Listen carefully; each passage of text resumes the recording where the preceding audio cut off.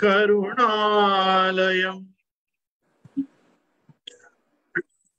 नमामि भगवत्पादम्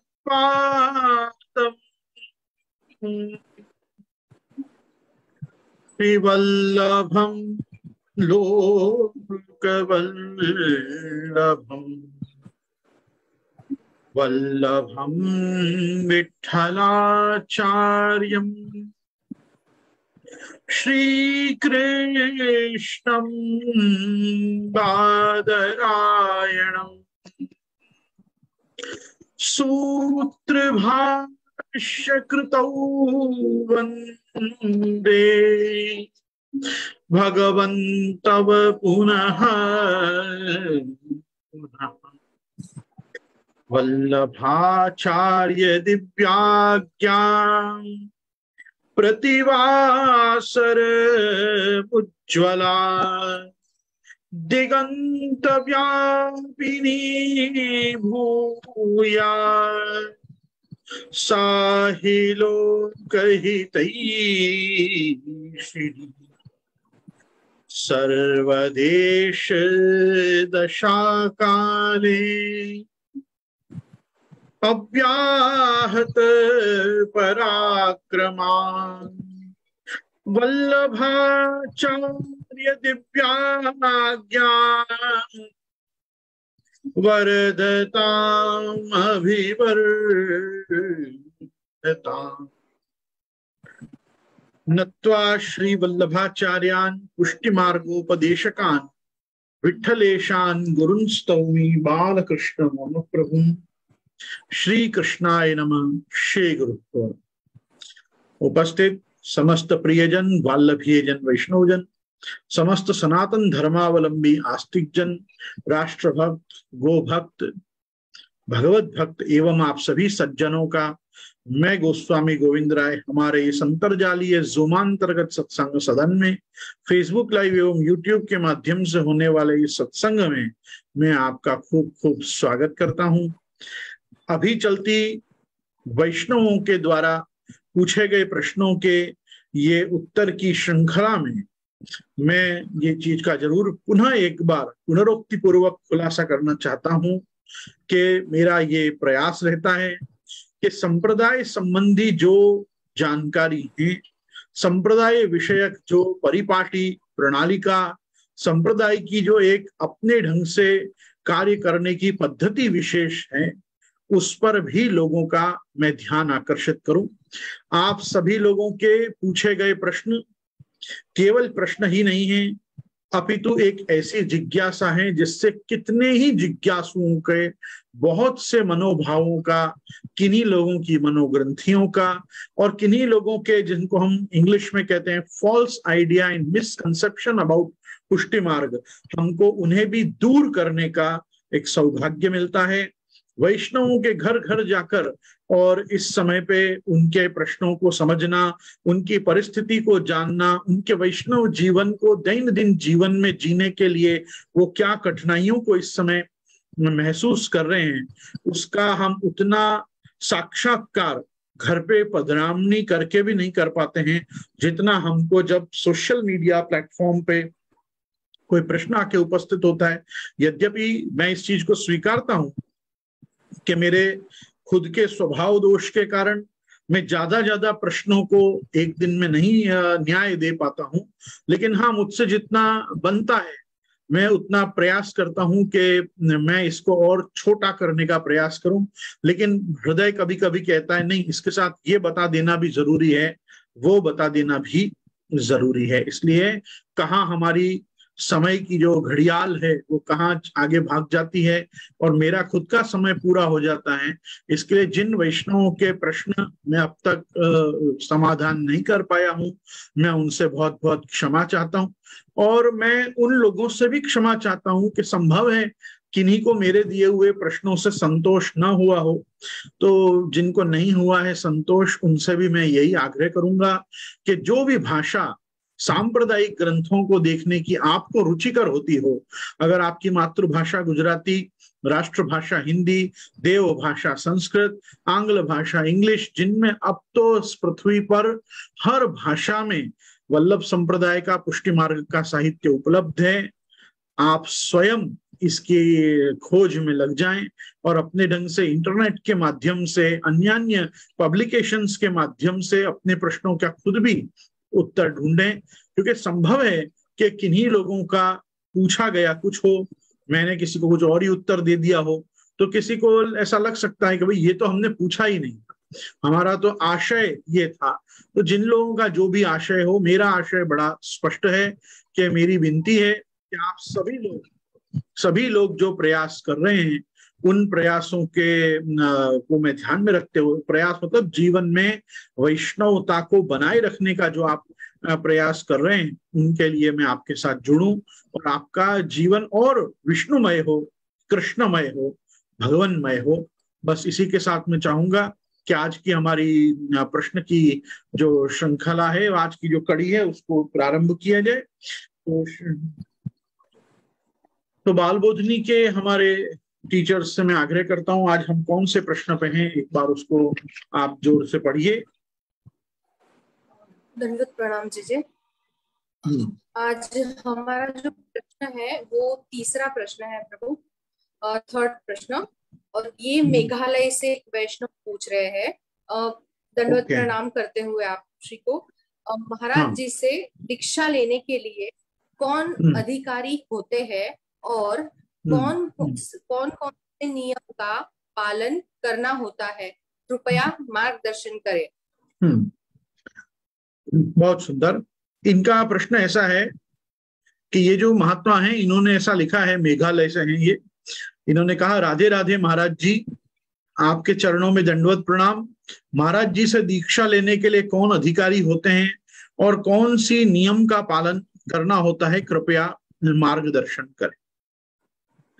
पुष्टि मार्ग वास्तव में एक मार्ग है जिसके ऊपर हमको चलना है। हम जैसे रामचंद्र जी के दिखाए हुए मार्ग को हम रामायण कहते हैं।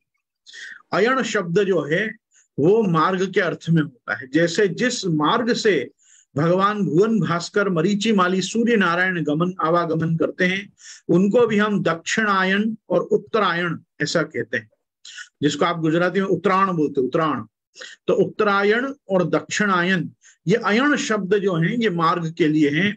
सबसे बड़ी वस्तु ये है कि पुष्टि मार्ग भी एक प्रकार का अयण, और ये मार्ग कृष्ण का दिखाया हुआ भी है, ये मार्ग कृष्ण तक आपको ले जाता भी है। अब रही बात कि अधिकारी और दीक्षा, मैं आपको खास यहाँ पे सभी वैष्णवों को संबोधन देते हुए ये बताना चाहूंगा कि सिद्धांत रहस्य नाम का जो स्वयं जगत गुरु महाप्रभु वल्लभाचार्य चरण द्वारा प्रकटित जो एक षोडश ग्रंथ में का ही एक ग्रंथ है, वो भगवत प्रोक्त भी है, अर्थात वो भगवत वाणी भी है और वो वल्लभ वाणी भी। आप जैसे एक चीज को समझिए कि भगवत गीता जो है वो श्रुति भी है और वो स्मृति भी।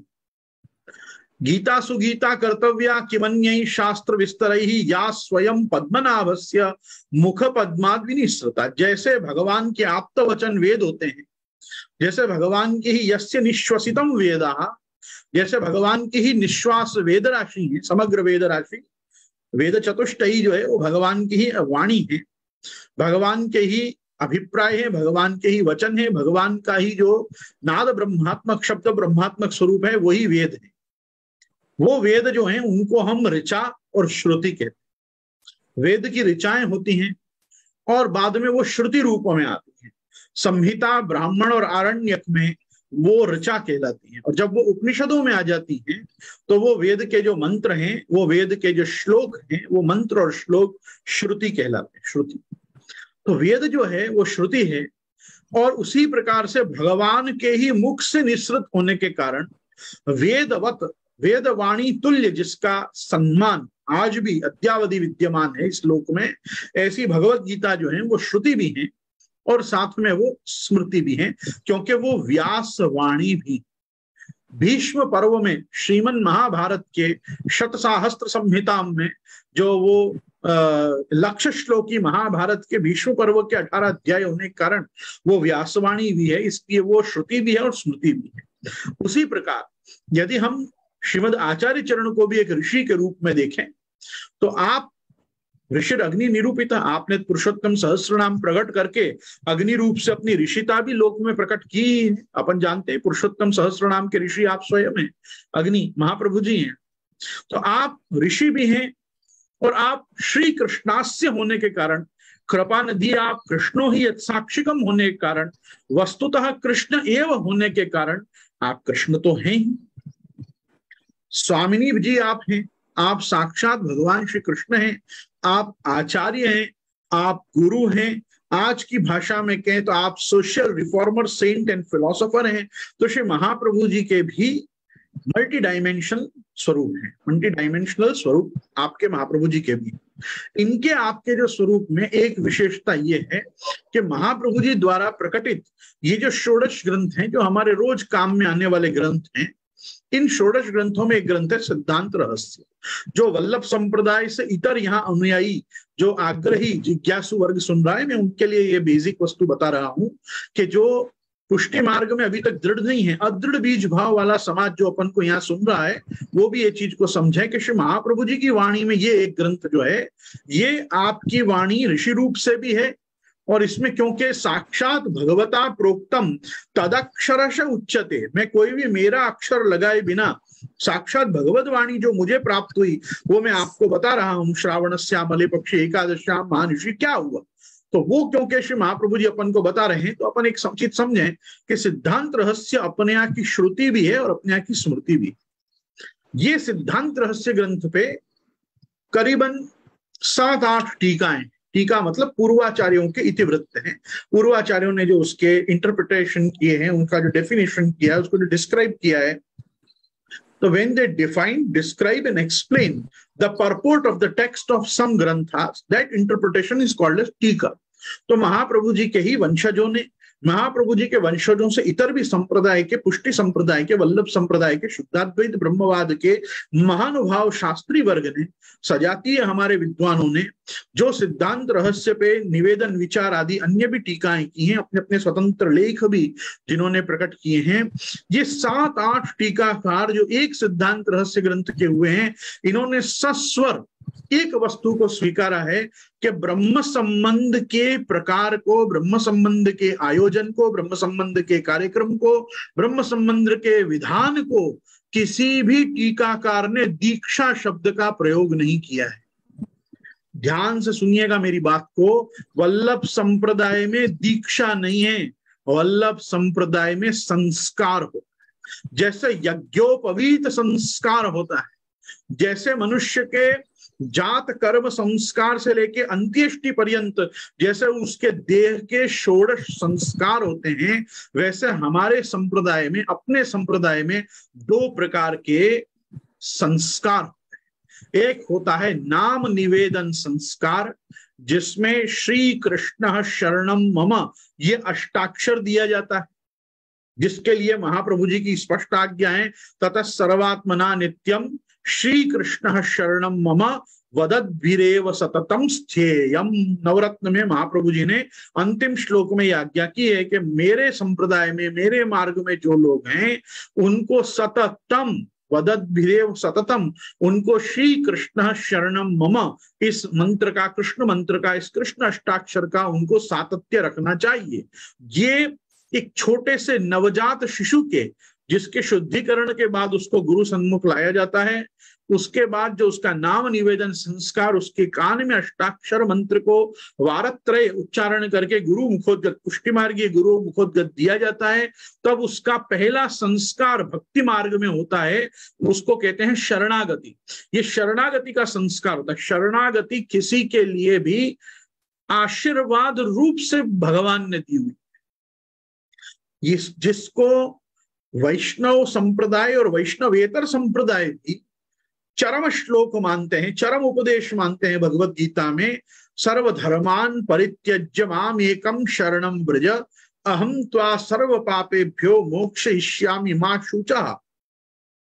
ये जो एक श्लोक है जिसमें भगवान ने चरम श्लोक का मतलब शरणागति का उपदेश किया है, ये शरणागति भगवान ने सभी के लिए कही है। तो पहली वस्तु जो है शरणागति 6 प्रकार की है। अनुकूल से संकल्प, प्रतिकूल विसर्जनम, फिर बाद में ये 6 प्रकार, षड्विधा शरणागति।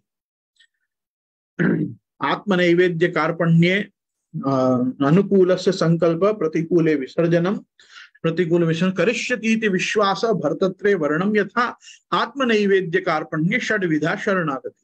6 प्रकार से हम भगवान को शरणागत होते हैं, या 6 प्रकार से हम हमारी शरणागति का रक्षण करते हैं।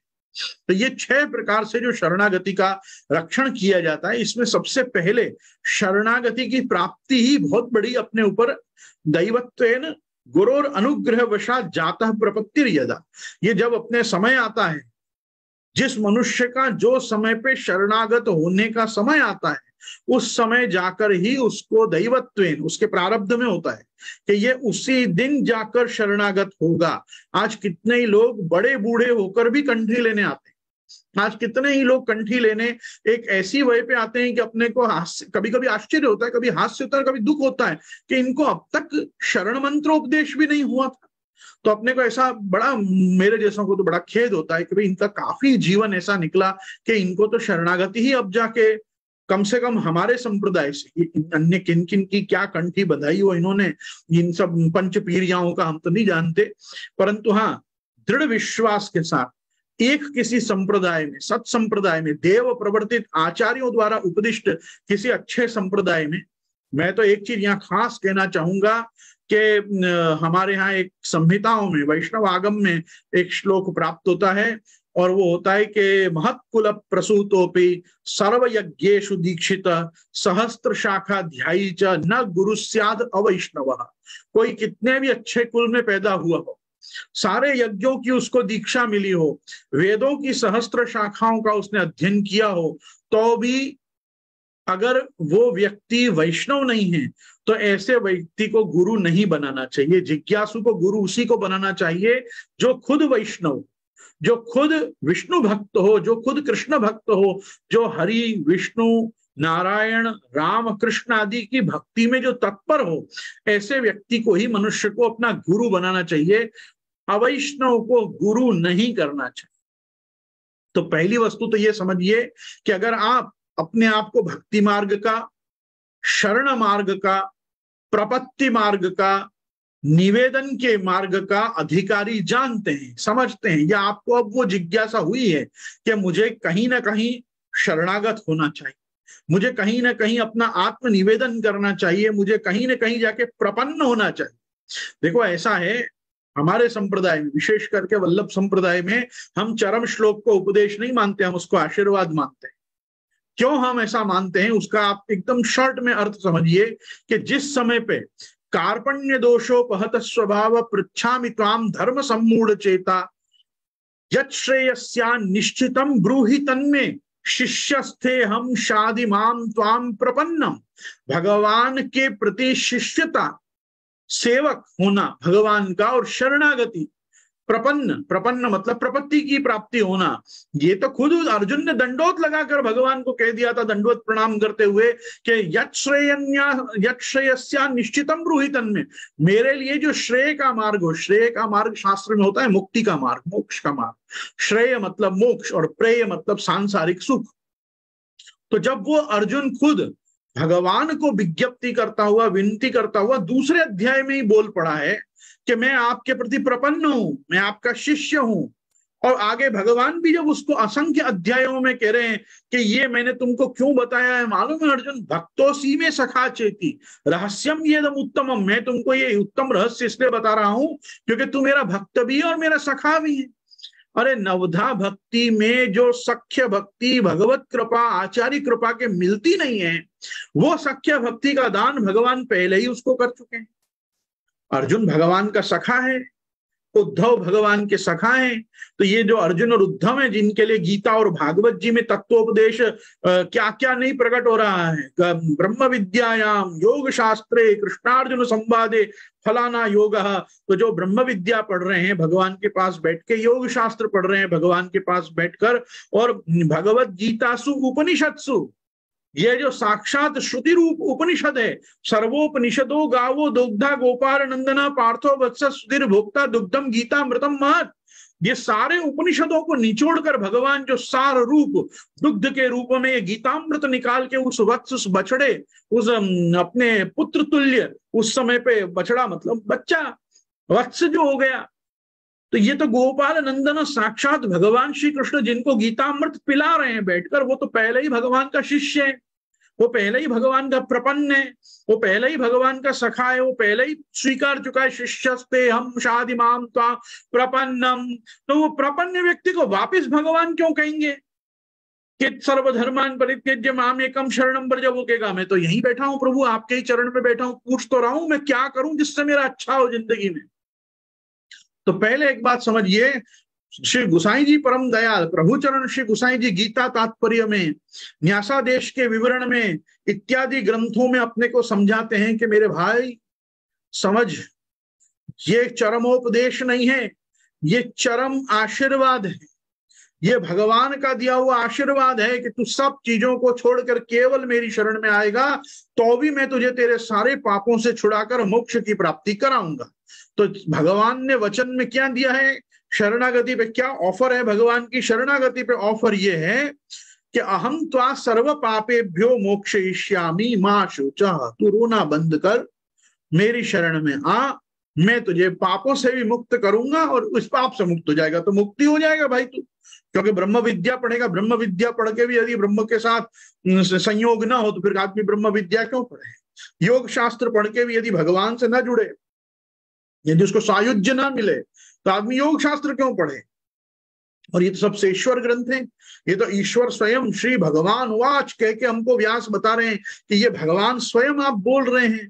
तो ये जो हमारे भगवत गीता है, ये जो हमारी रामायण है, हमारे रामायण में भी एक चरम श्लोक है, सकृदेव प्रपन्नाय तवास्मिति च याचते अभयम सर्वभूतेभ्यो ददाम्ये तद्व्रतम मम। हर व्यक्ति को, प्राणी मात्र को अभय दूंगा जो खाली इतना कह देगा कि मैं तुम्हारा हूं। तवास्मिति च याचते, सकृत एव प्रपन्नाय, जो ये अच्छा काम करने आएगा। देखो ऐसा है, जो आदमी बुरा होता है, जो आदमी वास्तव में पापी होता है, वो भगवान की शरण आने का विचार ही नहीं करता है। नमाम दुष्कृतिनो मूढ़ा प्रपद्यन्ते नराधमा मायापहत ज्ञाना आसुरम भावमाश्रिता। वो मनुष्य तो आसुरी भाव के आश्रित हो चुका है, वो खुद आसुर हो चुका है मानस वृत्तियों से, अपनी वृत्ति से, अपनी प्रकृति से, अपनी प्रवृत्ति से। तो वो जो दुष्कृतिन आदमी है वो कभी भी भगवान की शरण में नहीं आता है। ते न प्रपद्यन्ते ते नराधमः, वो अधम कोटि के मनुष्य हैं, वो अधम कोटि के नर हैं कि जो दुष्कृतिन हैं। और सुकृतिन कौन है? भगवान ने आज्ञा की है गीता जी में, सुकृतिन कौन है? चतुर्विधा भजन्ते माम ये जनः सुकृतिनोर्जुन, आर्तो जिज्ञासु अर्थार्थी ज्ञानी च भरतर्षभ। चाहे वो आर्त भक्त हो, चाहे वो जिज्ञासु भक्त हो, चाहे वो अर्थार्थी हो, मुझसे कुछ लेने आया हो, चाहे वो ज्ञानी हो, मुझे जानता हो। ऐसा है, महात्मानस्तु माम पार्थ दैवीं प्रकृतिम आश्रिता भजन्ति अनन्य मनसो। जो दैवी प्रकृति के आश्रित होता है, जो आसुर भाव आश्रित नहीं होता है, जो महात्मा खुद होता है, वो तो भगवान कह रहे हैं वो मेरा ही भजन करता है, मेरे से अलावा किसी के पास जाता ही नहीं है। तो जो किसी के पास नहीं जाता है वो भगवान का है, वो भगवान के ही पास आता है। और जो भगवान के पास आ रहा है वो सीधा सीधा अधिकारी है, क्योंकि वो दुष्कृतिन नहीं है, वो सुकृतिन है। चाहे दुख से त्राण पाने के लिए प्रभु के पास आ रहा हो, चाहे किसी जिज्ञासा के वशीभूत भगवान के स्वरूप को समझने आ रहा हो, चाहे मालूम है उसको कि कुछ दूंगा तो कुछ मिलेगा, भी भगवान ने आज्ञा की है। यो यथा माम प्रपद्यन्ते तांस तथैव भजाम्यहम्, ये यथा माम प्रपद्यन्ते तांस तथैव भजाम्यहम्। जो मेरा जैसा भजन करता है मैं भी उसका वैसा ही भजन करता हूं। तो यदि अर्थार्थी भक्तों के भी आ रहा है कि कुछ दूंगा तो कुछ मिलेगा, तो भी भगवान कह रहा अभी तक भी मैं उसको सुकृतिन मानता हूं, क्योंकि कुछ मांगने के लिए मेरे पास तो आ रहा है, कहीं और तो नहीं जा रहा है। और भगवान कह रहे हैं चिंता मत करो, ये लोग जो अन्य लोग हैं वो तो कहीं और ही जाने वाले। अंतवत्तु फलम तेषाम तद भवत्यल्प मेधसाम, अल्प मेधसाम, जिनकी बुद्धि कमजोर होती है, जिनकी बुद्धि कम होती है, जिनके अंदर सोचने की क्षमता नहीं होती, वो छोटे छोटे फलों के लिए छोटे मोटे देवताओं के पास जाते हैं। अंतवत्तु फलम तेषाम तद भवत्यल्प मेधसाम, देवान देव यजो यान्ति, वो सब देवताओं के चक्कर में पड़े रहते हैं। ये देवता का मंत्र जपूंगा तो ये काम हो जाएगा, वो मंत्र जपूंगा तो ये काम हो जाएगा, ये देवता का पूजन करूंगा तो ये काम हो जाएगा। वो छोटे छोटे फल के लिए छोटी बुद्धि वाले लोग देवताओं के पास जाते हैं। देवान देव यजो यान्ति, पर भगवान कहते हैं मद भक्तान यान्तु माम अपि, मेरा भक्त होगा वो बेटा मेरे पास ही आएगा। तो अर्जुन के विचार हो रहा है, तो भगवान वो लोग कौन है जो दूसरे देवी देवताओं में भाग रहे हैं, वो लोग कौन है सरकार? तो भगवान कह रहे हैं यो यो याम याम तनुर्भक्त श्रद्धयार्तुमिच्छति तस्य तस्याचलाम श्रद्धाम तामेव विदधाम्यहम्। जो देवता में जो भक्त की जैसी अचल श्रद्धा है, वो अचल श्रद्धा उस देवता में उस भक्त की मैंने ही स्थिर करी है। Please go from here, you are not allowed here, you are not needed here. भगवान उनको चाहते ही नहीं उनके पास रहे। किसी को गणपति प्रिय लगने लग जाते हैं, किसी को महादेव जी प्रिय लगने लग जाते हैं, किसी को भगवती प्रिय लगने लग जाती है, किसी अधम कोटि के लोगों को तो न जाने कैसे कैसे यहाँ के बाबा वहां के बाबा प्रिय लगने लग जाते हैं। उन सब बाबा बाबियों के पास भगवान उनको भिजवा देते हैं, भाई तू वहीं चला, तस्याचलाम श्रद्धाम तामेव विदधाम्यहम्। भगवान कहते हैं मैं ही उनको उनके सब श्रद्धा उनके हृदय में डाल के उनको मेरे पास से भगा देता हूँ। तो पहली तो एक वस्तु समझिए, अधिकारी का चिंतन इसलिए मत करिए क्योंकि आपके हृदय में यदि भगवत शरणागति का विचार आया है तो वो आप या तो सुकृतिन हो, या भगवत इच्छा ही ऐसी है, या अब आपके शरणागत होने का समय आ चुका है और आप एक गुरु की तलाश में निकल चुके हो। जिस दिन मनुष्य की गुरु विषयक तलाश वास्तव में एक मतलब यूं समझिए उसके जीवन की खोज बन जाती है, तब आप पाओगे कि आपके गुरु आपके सामने ही खड़े हो, वो कहीं और नहीं होते हैं। गुरु भी भगवान की तरह सर्वदेवमय होते हैं। तो न मर्त्य बुद्ध्या सूये तो सर्वदेवमयो गुरु। तो हमको एक वस्तु समझनी चाहिए कि वल्लभ संप्रदाय शरणागति में भी भगवान ने एक आशीर्वाद रूप दिए। ये भगवत गीता का अपना खुद का मंतव्य है, अर्थात भगवान का ये मंतव्य है कि मैंने सबके लिए माम ही पार्थ व्यपाश्रित्य ये भी स्युः पापयोनिः स्त्रियो वैश्या तथा शूद्र ते भी यान्ति परां गतिम् अपि चेत सुदुराचारो भजते मामनन्य भाग साधुरेव समन्तव्य सम्यक व्यवस्थो ही स। ऐसा है, आपको संकल्प लेना पड़ेगा कि मुझे भगवत शरणागति लेनी है, मुझे भगवन मार्ग का अधिकारी होना है, मुझे भगवन नाम मार्ग, सेवा मार्ग, कथा पक्ष, सेवा पक्ष कोई एक जगह पे आके खड़े होना है। तो आप जब निर्णय कर लोगे कि हाँ भाई अब मैं तैयार हूं भगवत शरणागति के लिए, आपके लिए सारी अनुकूलता भगवान स्वयं करते चले जाएंगे। आपको एक मैं चीज बताना चाहता हूं, वल्लभ संप्रदाय में अधिकांश लोग इस समय जो दीक्षित तो मैं नहीं कहूंगा, सुसंस्कृत होके बैठे हैं नाम निवेदन या आत्म निवेदन से, सीधी भाषा में कहें कि जो कंठी और ब्रह्म संबंध लेके बैठे हैं, उनको तो भेड़ चाल में भेज दिया गया है उनके बड़ों के द्वारा। जाओ जईने कंठी लईने आओ, जाओ जईने ब्रह्म संबंध लईने आओ, आ घરમાં તમે આવ્યા છો તો ब्रह्म संबंधी तो थवा જોઈએ ना, मतलब ब्रह्म संबंध લીધા वगैरह કેવી રીતે ચાલે XYZ। ये सब लोगों को कभी कोई ऐसी खोज नहीं थी, इनको कभी ऐसी गुरु की डिमांड, प्रभु की डिमांड, प्रभु के प्रति उनको ऐसा नहीं था कि हमको ये प्राप्त होना चाहिए, हम इसके लिए इसकी स्ट्रगल करें। आज वल्लभ संप्रदाय के बौद्धिक स्तर पे जो दुर्गति है, वल्लभ संप्रदाय की मतलब वल्लभ मतानुयायियों की, उसका कारण यही है कि सब जन किसी न किसी के बहकावे भड़कावे में तो मैं नहीं कहूंगा, लेकिन इतना जरूर कहूंगा किसी न किसी दबाव के कारण आके शरणागत हुए हैं या आत्मनिवेदित हुए।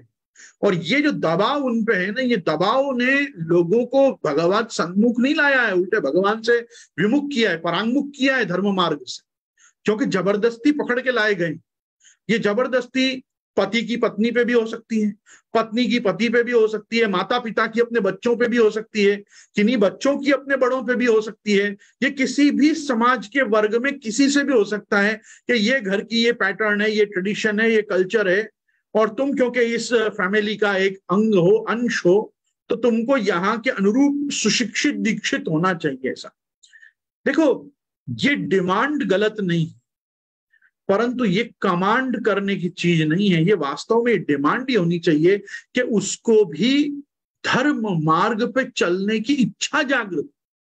आज जिसकी शादी हो गई, अब घर में बहू आई, अरे तने ब्रह्म संबंध छे, पहला प्रश्न, नहीं ब्रह्म संबंध नहीं आने, ब्रह्म संबंध लिबड़ा भी दो।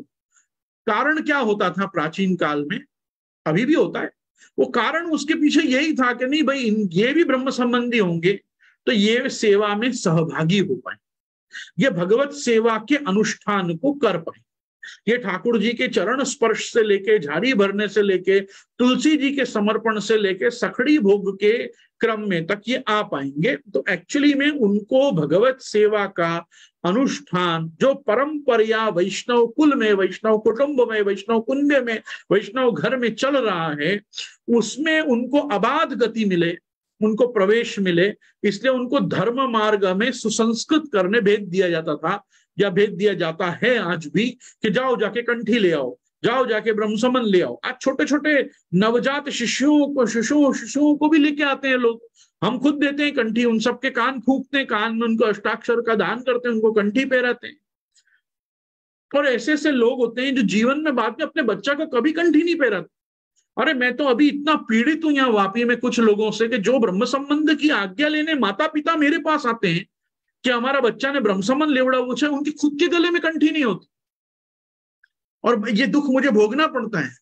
और ऐसे ऐसे में तो यहाँ चक्रमादित्य विक्रमादित्य लोगों से मिलता हूं कि जब मैं उनसे पूछता हूँ तुम्हारा पोताना गला में तो कंठी नहीं थी, हमने सुकाम कंठी लिवड़ाओ छो, तो क्या कहते हैं मालूम है, हमें 5 पारानी कंठी पहरी, ऐसा बोलते। मेरे को अभी रिसेंटली एक जवाब दिया है व्यक्ति ने, 5 पारा मतलब उसमें कहीं उनके शरीर पे कोई धागा होता होगा जिसमें 5 बॉल्स ऑफ तुलसी जी के मण का 5 पारा, मतलब वो, अच्छा ये 5 की संख्या से वो संपूर्ण तुलसी बन गई, तुलसी की कंठी बन गई। ये सब कैसे, कौन ने उनको ये बेंचमार्क सिद्ध करके दिए, या कैसे वो अपने आप को एक वैष्णव जस्टिफाई कर रहे हैं कि हमने 5 मण का तुलसी के अपने गला में पैर रखे। अरे आप विचार तो करो, जो व्यक्ति संप्रदाय के नाम निवेदन और आत्म निवेदन का चिन्ह, भगवत शरणागति का प्रतीक तुलसी जी की कंठी, वो पहनने को जो आदमी तैयार नहीं है, वो भक्ति मार्ग की बात करता है, अपने आप को बोलता है मैं पुष्टि मार्ग में हूं। धिक्कार है ऐसे लोगों पे कि जो अपने आप को वैष्णव बताते हैं और कंठी नहीं पहनते, 2 कंठी नहीं होती। आज अगर आप वैष्णव सभा में हम बैठे हो और हम यूं कहें कि बिना 2 कंठी के जितने हो बाहर निकल जाओ, आपको क्या लगता है 25% सभा में लोग बचेंगे, 75% लोगों को बाहर निकलना पड़ेगा, क्योंकि उनके गले में कंठी नहीं होती, क्योंकि धर्म मार्ग पे चलने के लिए तैयार नहीं थे, भेजे गए, जाओ धर्म मार्ग पे चलो, यहां रहना है तो ये धर्म का मार्ग है, इस पे तुम ऐसे चलो। उस पे किसी किसी को तो भगाया जा रहा है जबरदस्ती, वो बेचारा परिवार में रह रहा है इसलिए भाग रहा है, और जिनमें रिवोल्ट करने की ताकत थी वो संप्रदाय को, सेवा को, ठाकुर जी को, परिवार को छोड़ के चले गए। हमारा थी आटलो नहीं था, अरे तो केटलू था, तुमसे कुछ नहीं हो रहा है। जिनसे धर्म में नहीं हो रहा है उनसे कुछ नहीं हो रहा, जिनसे हो रहा है वो सब कुछ निभा रहे हैं। आज भी जिनमें धर्म के प्रति कमिटमेंट है, जो धर्म के प्रति जागृत हैं, जो धर्म को ही अपना पहला पुरुषार्थ मानते हैं कि नहीं पहला पुरुषार्थ ही धर्म है, और मैं अपना धर्म नहीं जीऊंगा तो कौन जिएगा, और ये जन्म में नहीं जीऊंगा तो और कौन सा जन्म लेके आऊंगा धर्म को जीने के लिए। ऐसे कमिटमेंट के साथ रहने वाले लोग अभी कितने समाज में, कितने बताओ आप मुझे धिक्कार होता है उन वैष्णवों को देख के। मालूम है आज हम माला पैरामनी में जा रहे हैं, मालूम है आज हम भागवत जी में जा रहे हैं, मालूम है आज हम किसी वैष्णव के घर में मनोरथ में जा रहे हैं, बिना तिलक किए पहुंच जाते हैं। अरे तुमको खुद को होश नहीं है, तुम तो जिन जिन पूरे दिन अपना जिंदगी व्यर्थ करते रहते हो, जिन किटी पार्टियों में और बड़ी बड़ी पार्टियों में, उन पार्टियों में क्या कोई ड्रेस कोड नहीं होता है? उन पार्टियों में क्या कोई एक प्रोटोकॉल नहीं होता है?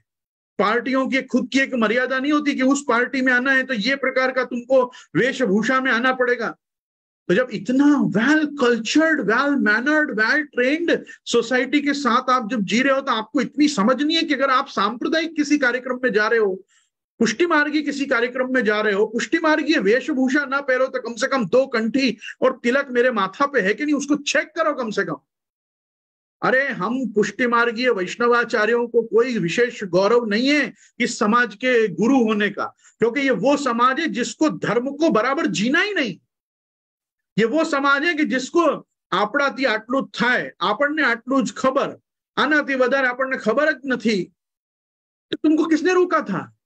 जानने के लिए किसने रोका था कि तुम इससे ज्यादा मत जानना, इससे ज्यादा मत मानना, इससे ज्यादा मत फॉलो करना? ये सेल्फ इंजंक्शन तुमने अपने आप इंपोज किए, क्योंकि तुम्हारी लौकिक आसक्ति, लौकिक तृष्णा, लौकिक इच्छा, लौकिक अभिलाषाएं अभी तक संपूर्ण नहीं हुई। और जिनकी लौकिक में से अभी तृष्णा और आसक्ति और भूख प्यास लौकिक में सुख की नहीं गई है ना, मैं निश्चित बोल सकता हूं वो लोग धर्म मार्ग के अधिकारी नहीं हुए अभी। धर्म मार्ग के अधिकारी वही लोग हो पाएंगे कि जो लौकिक को लौकिक जानेंगे, लोकाचार को लोकाचार जानेंगे, सदाचार तो केवल धर्म को जानेंगे कि यदि मैंने सदाचार का पालन नहीं किया, आचार विचार से मैं नहीं रहा, शुद्धता से मैं नहीं रहा, मैंने कोई प्रकार का चारित्रिक निर्माण मेरे वैष्णवोचित चरित्र का नहीं किया, तो मेरा ये जीवन व्यर्थ है। ऐसा संकल्प जो लोग नहीं ले रहे हैं ना, वो अधिकारी ही नहीं है कंठी के। अरे कंठी के साथ आपके जीवन में परिवर्तन आना चाहिए। कंठी गले में होने का एक आपको बोध होना चाहिए कि अब मेरा जो भी वर्तन होगा वो वैष्णव संप्रदाय, वैष्णव मत, वैष्णव धर्म के अनुरूप मेरा वर्तन होना चाहिए। और अगर उसके लिए आप तैयार नहीं हो तो आप वास्तव में नाम निवेदित और आत्मनिवेदित होने के बाद भी पुष्टि मार्गी नहीं हो, आप कृपा के दायरे में अभी तक नहीं आए, कृपा मार्ग में नहीं आए।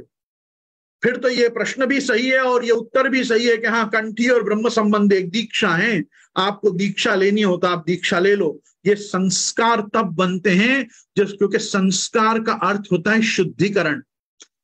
जब किसी वस्तु का शुद्धिकरण होता है ना, शरीर का शुद्धिकरण होना चाहिए। जात कर्म संस्कार में, जात कर्म भी नहीं, जो समझो गर्भाधान से लेके और सीमंतोन्नयन से लेके और जात कर्म से लेके और अंत्येष्टि पर्यंत, यहां तक कि शादी करने से भी हम शुद्ध होते हैं, उसको भी पाणी ग्रहण संस्कार कहा जाता है। आप ब्रह्मचर्य आश्रम छोड़ के गृहस्थ आश्रम में आते हो, गृहस्थ आश्रम में आने के बाद जैसे यज्ञोपवीत से यज्ञ का अधिकार होता है, वैसे पत्नी आने के बाद आपको बड़े बड़े यज्ञों का, बड़े बड़े दान का, बड़े बड़े तीर्थों का अधिकार आपका फलित होता है। अपने आप तो शादी भी एक प्रकार की शुद्धता संपादित करती है मनुष्य के जीवन में, तब जाके वो बड़े बड़े यज्ञों को कर पाता है सपत्नीक बैठकर। तो आप एक वस्तु को समझिए कि जिनके धर्म में शादी करना भी एक प्रकार की संशुद्धि के रूप में लिया जाता हो, जिसके यहाँ देह को भस्म करना, एक जलाना भी अंत्येष्टि संस्कार कहा जाता हो कि नहीं, ये पार्थिव शरीर मलिन हो गया है क्योंकि इसमें से आत्मा जा चुकी है, ये मृत शरीर है, तो ये मृत शरीर की शुद्धि तो काष्ठ दाहवत, तो काष्ठ दाहवत पर पहले अग्नि का संस्पर्श करा के इसको पंचमहाभूतों में लय करने से इसकी शुद्धि होगी। तो जहां जन्म जात कर्म आदि संस्कार से लेकर अंत्येष्टि संस्कार तक आपके जीवन में संशुद्धि का संपादन किया जाता हो, वहां पे आपको ये संप्रदाय, ये पुष्टि मार्ग भी एक व्यवस्था दे रहा है कि आओ और आके शुद्ध हो, आके पहले देह से शुद्ध हो। और आप ये चीज देखो, महाप्रभु जी ने इस चीज को मेंटेन किया है। सहजा देश कालोत्था लोक वेद निरूपिता संयोगजा स्पर्शजाश्च न मंतव्य कथंचना अन्यथा सर्वदोषाणाम न निवृत्ति कथंचना। ब्रह्म संबंध नहीं होगा तब तक ये पंच दोष निवृत्त नहीं होंगे। पंच दोष की निवृत्ति हो रही है मतलब हमारा संस्कार हो रहा है, हम शुद्ध हो रहे हैं, हमको दीक्षा नहीं मिल रही। जैसे यज्ञोपवीत संस्कार में गायत्री मंत्रोपदेश होता है, मेरी बात को ध्यान से सुनिएगा, जैसे यज्ञोपवीत संस्कार में गायत्री मंत्र का उपदेश होता है, जिसका वास्तव में नाम सवित्र मंत्र है। वो सवित्र मंत्रोपदेश जो होता है, सावित्री का जो उपदेश, गुरु अपने शिष्य के कान में एक वस्त्र से उसको आच्छादित करके एकांत में उसके कान में जैसे वारत्रय व्याहति सहित और अव्याहति युक्त सबके प्रकार से उसको गायत्री का उपदेश करता है, वैसे ही एकांत में भगवत सन्मुख महाप्रभु जी गोसाई जी के सन्निधान में पुष्टि मार्गीय गुरु उसको सगद्य पंचाक्षर मंत्रोच्चारण जन्य तृतीय प्रकार का आत्मनिवेदन उसको संपादित करा के ब्रह्म संबंध रूपी उसका संस्कार करता है, जिसको अपने संप्रदाय में आज की भाषा में लोग दूसरी दीक्षा कहते हैं कि पहली अष्टाक्षर मंत्रोपदेश नाम निवेदन और दूसरी आत्मनिवेदन। अरे बहुत लोगों को प्रश्न होता है कि आत्मनिवेदन तो नवधा भक्ति का अंतिम चरण है भाई, श्रवणम कीर्तनम विष्णु स्मरणम पाद सेवनम अर्चनम वंदनम दास्यम सक्षम आत्मनिवेदनम। नवधा भक्ति में तो छली भक्ति जो है वो आत्मनिवेदन। आप पहले ही भक्त को दे दे रहे आत्मनिवेदन। भाई हमने कोई नवीन रीत का उद्घाटन नहीं किया है। जैसे नवधा भक्ति का प्रकार भागवतोक्त है, वैसे ही भागवत धर्मत्वेन ही भगवान ने 11वें स्कंद में उद्धव जी को कहा है, एवं धर्मैर मनुष्याणाम उद्धवात्म निवेदिनाम मयि संजायते भक्ति पुण्योर्दस्या विशिष्यते। बेटा उद्धव, जिसको मेरे को आत्मनिवेदन करने से जन्य भक्ति उत्पन्न होती है, वो भक्ति के उत्पन्न होने के बाद उस मनुष्य के जीवन में और क्या प्राप्त करने को रह जाता है बेटा, बता तो। अर्थात कि आत्मनिवेदन होने के बाद जो भक्ति उत्पन्न होती है, उसमें किया गया जो श्रवण कीर्तन स्मरण वंदन अर्चन पाद सेवन दास सख्य होगा, वो प्रेम लक्षणा भक्ति संयुक्त होगा, जिसको हम दशधा भक्ति कहते हैं, 10वीं भक्ति प्रेम लक्षणा कहते हैं। वो आत्मनिवेदन संस्कार से जन्य होने के कारण वो अपने आप ही प्रेम लक्षणा होके, प्रेम लक्षणा श्रवणम प्रेम लक्षणा कीर्तनम प्रेम लक्षणा वंदनम, इस प्रकार से नवधा भक्ति आपकी चलेगी। और आपका आत्मनिवेदन भी जो है वो तस्माद आदौ सर्व कार्ये सर्व वस्तु समर्पणम और निवेदि भी समर्प्य व सर्वम कुर्यादिति स्थिति, ये 2 वाक्यों का अनुसंधान समझिए आप सिद्धांत रहस्य में। पहले तो जो निवेदित है उसी का समर्पण हो सकता है, और समर्पण तो किसी भी वस्तु का हो सकता है। बलि राजा को समर्पण साचो, पहले बलि राजा के पास जो था, बलि राजा ने वामन जी को वो सब दिया, और बाद में जब कुछ नहीं बचा तो खुद को ही दे दिया कि भाई लो 3रा चरण यहाँ रख दो मेरे मस्तक पे, मैंने अब तक आपको मेरा दिया, खुद को तो नहीं दिया, तो अब मैं खुद भी तो मैं खुद हूं, मेरी खुद की संपत्ति। तो जीव आत्मा ने अपना देह भी भगवान को दे दिया। तो ये जो देह का भगवान को जो आत्मनिवेदन करना है, इसको हमारे यहाँ ब्रह्म संबंध संस्कार कहते हैं।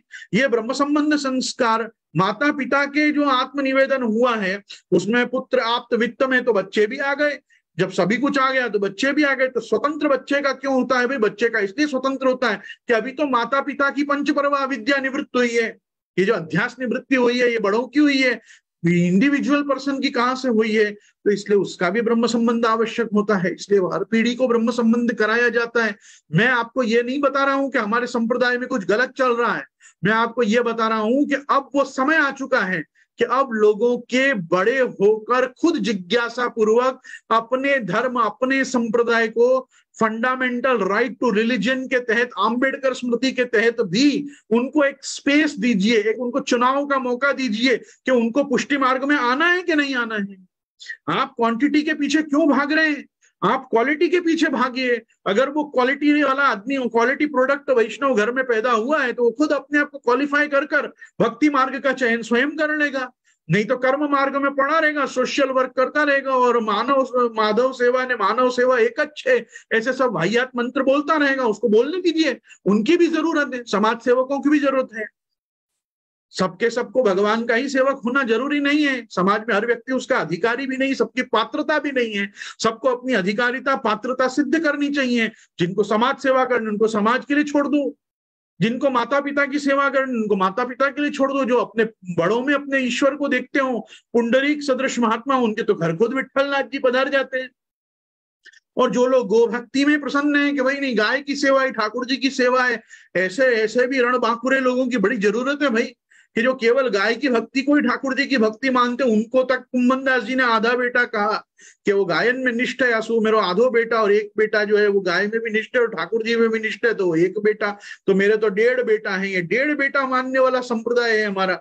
हम तो गो भक्तों को भी मानते हैं कि नहीं ठीक है, गाय की भक्ति तो कर रहा है। तो ये संप्रदाय में आना है, सम्यक प्रदायेति संप्रदाय, जहां सम्यक रूप से मंत्र देवता उपासना पद्धति 8 अंगों से जो संप्रदाय बना हुआ है, ये अष्टांग संप्रदाय जिनको स्वीकारना हो, जो अपने सर्वांग से रेडी हो कि हाँ भाई हमारे आंतर और बाह्य ज्ञानेन्द्रिय कर्मेंद्रिय और मन, ये 11 इंद्रियों से युक्त इस देह के साथ हम तैयार हैं कि हम भक्ति मार्ग का चयन करेंगे, भक्ति मार्ग का हम उपासन करेंगे, इसका हम भजन करेंगे और भगवान मार्ग में आके भक्ति मार्ग को हम जिएंगे। उनको तो पुष्टि मार्ग में आना चाहिए, उनको तो कृष्ण भक्ति के मार्ग में आना चाहिए, नहीं तो कृष्ण नाम स्मरण के मार्गों की क्या कमी है भाई? बहुत सारे संप्रदाय हैं, वैष्णव संप्रदायों में भी कतिपय पंथ हैं और कतिपय संप्रदाय हैं कि जो आपसे कृष्ण नाम लिवा रहे हैं और आपको कृष्ण भक्ति का दान कर रहे हैं, परंतु पुष्टि मार्गीय पद्धति से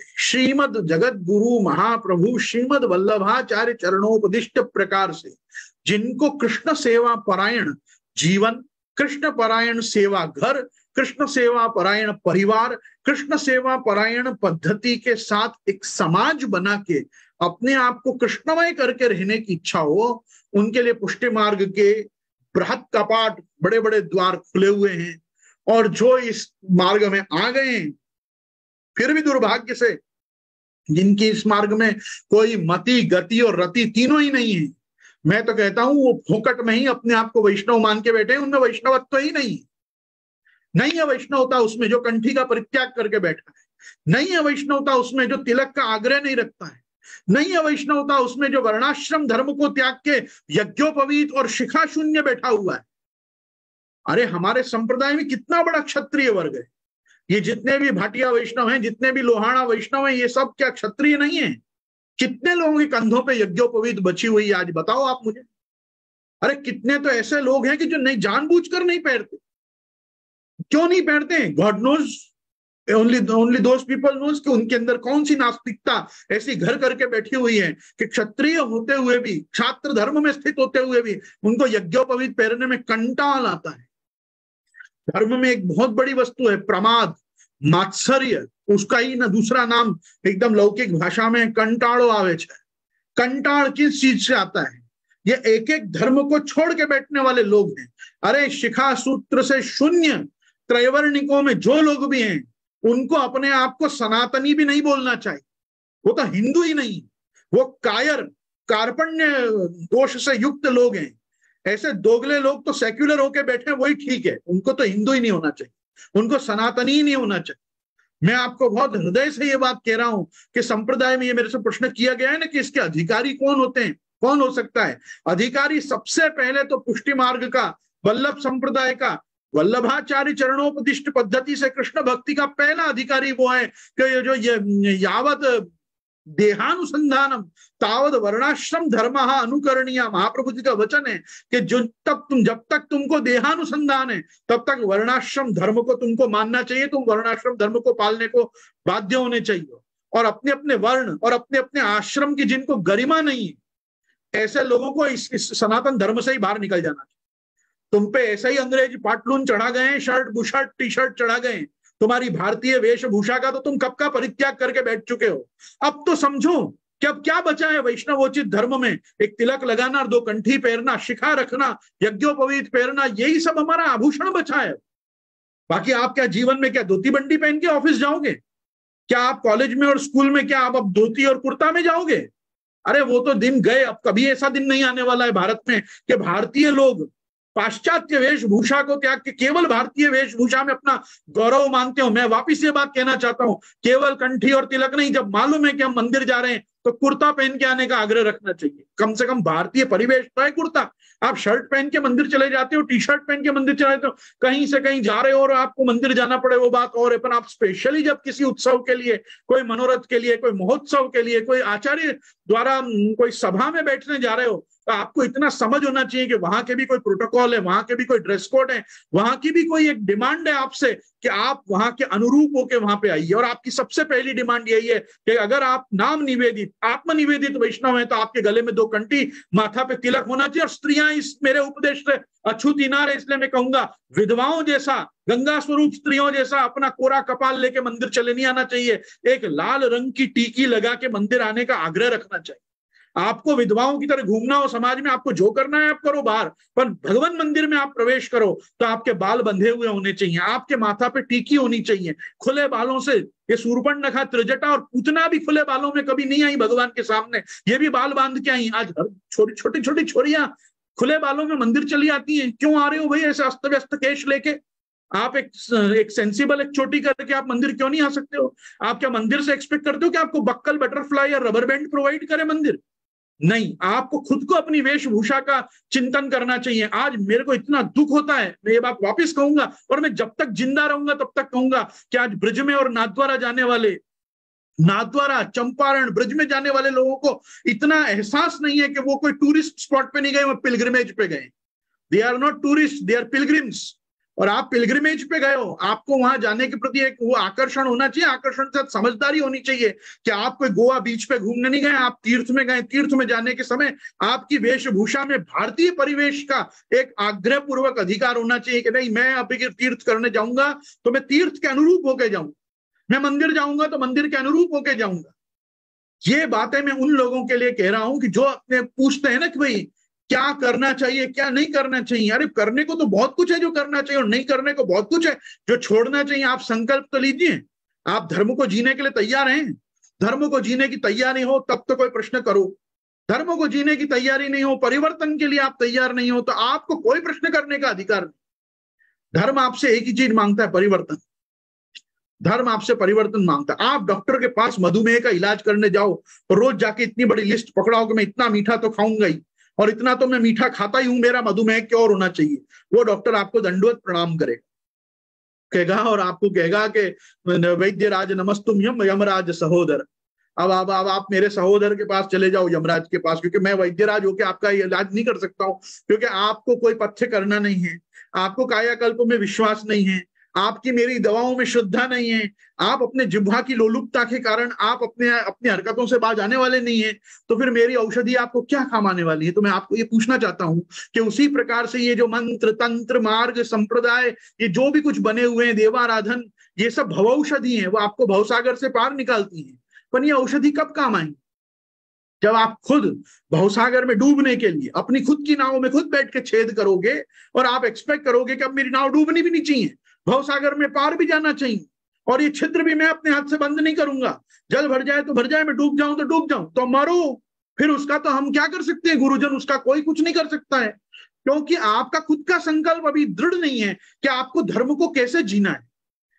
फिर आधे लोग तो बड़ा बड़ा प्रवचन वार्ता जी में से निकाल के कहते हैं, वार्ता में लिखो है अपनो धर्म गोप्य रखना चाहिए, अपना धर्म गुप्त रखना चाहिए, कंठी किसी को दिखानी नहीं चाहिए, बाहर जाए तो तिलक पहुंच के जाना चाहिए, अपने तिलक को देख के कोई अपने को व्यापार में अभिवृद्धि करे, ऐसे अपने धर्म का उपयोग अपने को नहीं करना चाहिए। ये सब प्रवचन वार्ता में से निकाल के लाते हैं। याद करिए वो मुगल काल था, अरे याद करिए वो औरंगजेब का काल था, वो बाबर के वंशजों का काल था। आज कौन सा अकबर और बाबर और हुमायूं और ये सब जहांगीर और औरंगजेब आपके पीछे पड़े कि माथा पहुंचो, मुझे आप बताओ। इसी कारण से दशदिगंत विजयी पुरुषोत्तम जी ने अपने एक ग्रंथ में लिखा, एतेन बहवः मूर्खाः, एतेन बहवः मूर्खाः अनापद्यपि म्लेच्छ वेशभूषा भाषा रोचयन्ति स्वीकुर्वन्ति च। मतलब ऐसे बहुत से मूर्ख इस दुनिया में भरे पड़े हैं कि जो बिना आपत्ति काल के, भाई कभी जब मुगलों का और अंग्रेजों का काल था तब तो अपने ऊपर आपत्ति काल था, संभव है कि भाई उस समय ये सब करोगे तो गला कटने तक की समस्या हो सकती थी। अभी क्या समस्या है? अनापद्यपि म्लेच्छ वेशभूषा भाषादिकम रोचयन्ति स्वीकुर्वन्ति च। आज लोगों को इंग्लिश बोलने में कितना गर्व अनुभव होता है कि हम इतनी अच्छी इंग्लिश बोलते हैं। तुमको आनंद आ रहा है कि तुम आंग्ल भाषा बोल पा रहे हो, अरे ये कोई गर्व करने की बात है? ठीक है, ये आना चाहिए, ये युग धर्म के अंतर्गत है, तो इसमें इसका कोई बहुत गौरव होना आवश्यक नहीं। उसी प्रकार से वेशभूषा भाषा, मैं तो कहूंगा भोजनादिकम रोचयन्ति स्वीकुर्वन्ति च। आपने तो म्लेच्छ वेशभूषा भाषा भोजन सब तो स्वीकार कर रखा। अब आप पूछते हो सनातन धर्म में कैसे हमको जानना, कैसे हमको और आगे बढ़ना। तुम आगे बढ़ोगे? तुम आगे कभी नहीं बढ़ोगे, क्योंकि धर्म तुमसे चाह रहा है कि धर्म के जो प्रोटोकॉल्स हैं, धर्म की जो पद्धति है, उसके अनुरूप आप आगे आइए। मैं तो कंठी, ब्रह्म संबंध, नाम निवेदन, आत्म निवेदन, ये सब चीज को एक तरफ रख के आप सबसे आग्रह करूंगा, पहले सनातन धर्म में हिंदू होने के जो सूत्र हैं उन सूत्रों को समझिए, जीवन में उनको संस्थापित कीजिए, उनको अपने घर में मनाइए। भाई आपके घर की होली, दिवाली, दशहरा, रक्षाबंधन, संक्रांति, ये सब आपके घर में एक सनातन हिंदू के घर के अनुरूप दिखना चाहिए कि आज ये हमारी संस्कृति है, ये हमारी संस्कृति है। संस्कृति है तो संस्कार है। देखो दो चीजें इंग्लिश में भी हम स्वीकारते हैं, ट्रेडिशन एंड कल्चर, परंपरा और संस्कृति। ट्रेडिशन का मतलब होता है परंपरा और कल्चर का मतलब होता है हमारी संस्कृति। पहले चेक करिए कि हमारे जीवन में, हमारे घर में उतना स्पेस एंड स्कोप है कि नहीं कि हम पहले सनातन धर्म को जी, और सनातन धर्म की जो विधा है, सनातन धर्म की जो पद्धति है, सनातन धर्म की जो परंपरा है, उसके अनुरूप हम क्या क्या करते हैं। क्या हम एकादशी पालते हैं? क्या हम कंठी पहनते हैं? क्या हम तिलक लगाते हैं? क्या हम यज्ञोपवीत या शिखा रखने का आग्रह रखते हैं? क्या हम कम से कम जब तक शक्य हो तब तक भारतीय परिवेश या भारतीय वेशभूषा का हम आग्रह रखते हैं? अरे पूरा समाज अपना पूरे दिन तो बरमूडा और टी शर्ट में पड़ा रहता है, इसको क्या होश है कि धर्म की क्या वेशभूषा होनी चाहिए। मैंने मेरे जिंदगी में ये बहुत दुख से के साथ देखा है, बड़े बड़े धनाढ्य वैष्णव घरों के लड़का लड़की इतनी लड़का टॉवेल पहन के ठाकुर जी की सेवा में आ जाते कि नहीं हमने પછી फटाफट જવાનું છે, फटाफट भागવાનું છે, तो झाली चरण स्पर्श करी जाइए। मत इतना उपकार करो ठाकुर जी पे, कोई दिन भगवान तुम्हारा टॉवेल ना खींच ले भाई। मैं तो हाथ जोड़ के प्रार्थना करता हूँ, आपके पास धोती पहनने का टाइम नहीं है तो आप पजामा, आप गुजरातियों का पजामा तो परंपरा प्राप्त पजामा है भैया, पजामा पहन के ठाकुर जी की सेवा में चले जाओ। आप सूथन पहन के जाओगे तो भगवान भी अहिर है, भगवान भी वैश्य, भगवान को कोई समस्या नहीं होगी कि तू धोती पहन के क्यों नहीं आया, तू पाटलून पहन के क्यों आ गया, पजामा पहन के। हाँ, मैं ये नहीं कह रहा हूँ जीन्स में चले जाना, बरमूडा कैपरी में चले जाना, 3/4 में चले जाना। मैं कह रहा हूँ हिंदुओं का नाड़ा वाला पजामा पहन के भी कोई आदमी चला गया सेवा में तो भगवान वल्लभाचार्य भी तुमको इतना पापी नहीं घोषित कर देने वाले कि क्यों चला गया। धोती पहन सको तो वेल एंड गुड। अच्छा मेरे को बताओ, आज के समय में ये जो पजामा छाप रेडीमेड धोती है, ये कौन सी धोती है? अरे ये भी तो पजामा ही है ना, एक प्रकार का, 2 पैर डाल के ऊपर चढ़ा ही रहे हो ना, तो ये अधो वस्त्र और ऊर्ध्व वस्त्र ही है ना। तुम कौन सी लांग लगा के पटली करके और आटी मार के और तुम धोती पहन रहे हो? बताओ फिर क्या आता है? धोती बंडी पहनी ने सेवा में आवा, ये कोई धोती है ही नहीं।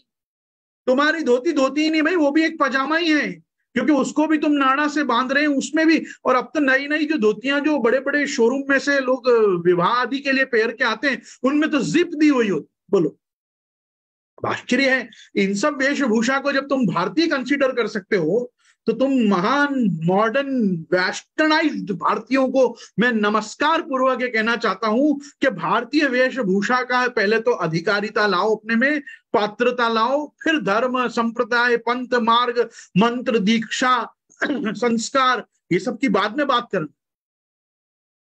हमारे को आहार शुद्धि, आचार शुद्धि, विचार शुद्धि, व्यवहार शुद्धि, नीति से मनुष्य की शुद्धता, किसी का गबन नहीं करना, किसी का खाना नहीं, किसी को द्वेष नहीं करना, किसी का द्रोह नहीं करना, शांति से जीवन जीना, ऐसे 1000 आयाम है सनातन हिंदू होने के, सनातन हिंदू धर्म में होने के। अपने भाइयों में बराबर पंक्ति किया हुआ मनुष्य होना चाहिए। सबका हड़प के बैठ के जड़ाऊ का पलना करके भी ठाकुर जी को झुलाओगे ना, ठाकुर जी कहेंगे धिक्कार है तेरे पर, ये क्या किया तेने, सबका जो लूट के बैठा है लुटेरे, तेरे घर में क्या पलना झूलूं?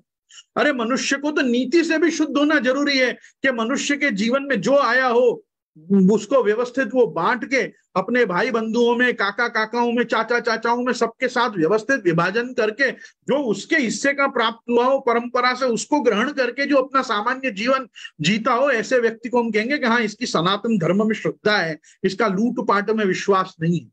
तो कहने का मेरा तात्पर्य आज इतना ही है कि आप सभी लोग जो धर्म का आग्रह रखते हैं, जो धर्म को संप्रदाय से कनेक्ट करना चाह रहे हैं और संप्रदाय में आके एक प्रॉपर एजुकेशन बोर्ड के थ्रू धर्म को और संप्रदाय को समझ के जीना चाहते हैं, भाई ऐसा है। संप्रदाय जो है ना पूरे पूरे एजुकेशन बोर्ड है, सीबीएसई, आईसीएसई, एसएससी, ये सब state board, international board, Delhi board, ये सब जो बोर्ड ऑफ एजुकेशन होता है ना, कॉलेज वाले नहीं, कॉलेज वाले स्कूल वूल तो हम ये सब हवेली और अभी के सब ये सब हम उसाई लोग हैं। हमारे पास आओगे तो यहाँ स्कूल में एडमिशन हुआ, वो बालक के पास जाओगे तो वो स्कूल में एडमिशन हुआ। पर एजुकेशन बोर्ड तो नक्की करो कि कौन से संप्रदाय में जाना है, कहाँ जाना है, जय श्री कृष्ण करना है कि श्री राधे राधे ही करते रहना है। भाई राधे राधे का अलग संप्रदाय है, जय श्री कृष्ण वालों का अलग संप्रदाय है, जय श्री राम वालों का अलग संप्रदाय है।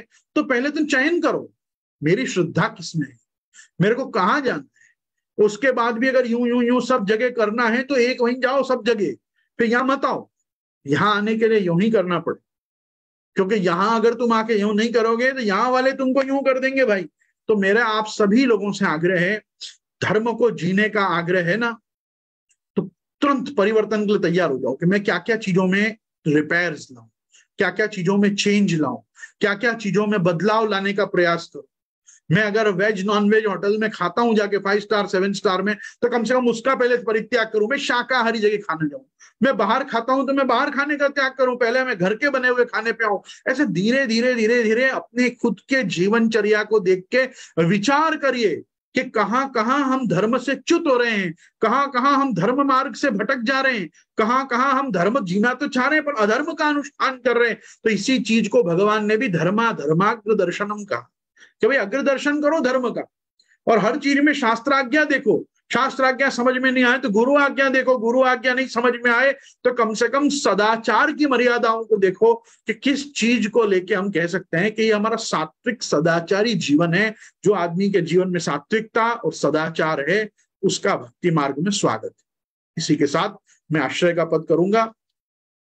दृढ़ चरणन केरो भरोसो, दृढ़ चरणन केरो श्री वल्लभ नख चंद्र छटा बिना, सब युग मांझ अंधेरो भरोसो, साधन और नहीं आकली में जासो होय निबेरो, सूर कहा गए द्विविध आंधरो, बिना मूल को चेरो भरोसो, दृढ़ न चरणन केरो भरोसो। श्री गोवर्धन नाथ की जय, श्याम सुंदर श्री अम्ने महारानी की जय, श्री वल्लभाधीश की जय, श्री गुसाई जी परम दयाल की जय, आज के आनंद की जय।